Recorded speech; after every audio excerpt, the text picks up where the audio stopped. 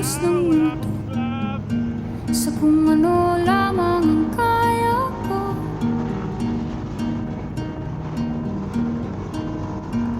Bigang-biga na sa mga problemang di masolusyonan agad, parang wala nang bukas. Pwede bang umiwas? Hinahanap ang sarili, ngunit di nakakayanan sa ligaw na dinadaanan ko. Saan na to patungo? Saan ako patungo? Dahan-dahan